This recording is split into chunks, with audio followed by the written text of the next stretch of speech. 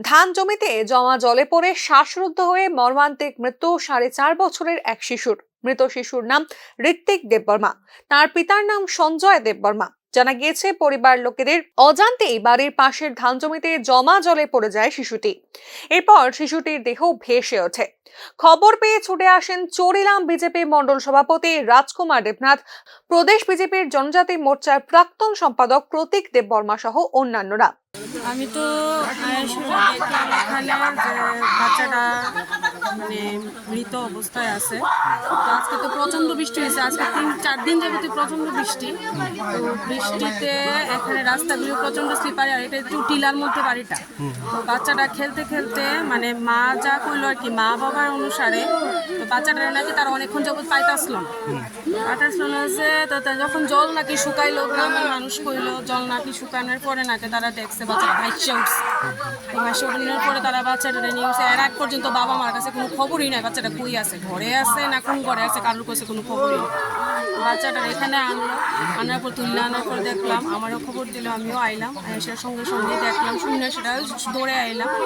দেখলাম যে বাচ্চাটার পালস চেক করলাম, দেখলাম যে অক্সিজেন সার্কুলেশন বন্ধ হয়ে গেছে, নীল হয়ে গেছে, পালসও বন্ধ হয়ে গেছে। সব কিছু চেক করার পর এর আগেই বাচ্চাটা হয়ে গেছে, আমি আসার অনেকক্ষণ আগে বাচ্চাটা মৃত। তো এখন তো যা দেখতেছি বাচ্চাটা জলে ডুবা শ্বাসরুদ্ধ হয়ে মারা গেছে। ঘটনাটা মতিনগরে ঝড় ও বর্ষণের ফলে এক জনজাতি মহিলার মৃত্যু হয়েছে। মৃত মহিলার নাম মিলনী দেববর্মা। তার বয়স 60 বছর। জানা যায়, বুধবার সকাল 8টার সময় রান্নাঘরে কাজ করছিলেন তিনি। তখনই হঠাৎ একটি টিলা ভেঙে পড়ে রান্নাঘরটি মাটির নিচে তলিয়ে যায়। মিলনী দেববর্মা এই মাটি ধসে চাপা পড়ে যান।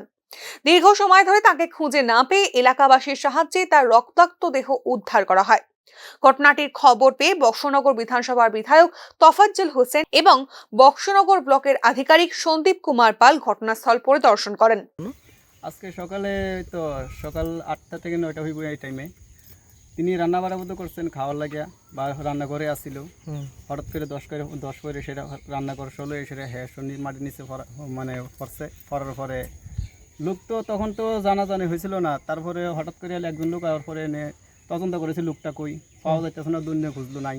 তারপর দেখলো যে না, এখানেই পড়ছে বোধ হয়তো। এখানে খোঁজাখুঁজি করলো, খোঁজাখুঁজি করার পরে দিয়ে লোকটা এখানে পাওয়া গেল, মৃত অবস্থায় মাটির নিচে পাওয়া গেল। ওনার নাম কি? আমার নাম শঙ্কর দেববর্মা। না, যে মারা গেছে হ্যাঁ মিলন শ্রী দেববর্মা। হাজবেন্ডের নাম? হাজবেন্ডের নাম চন্দ্র কুমার দেববর্মা।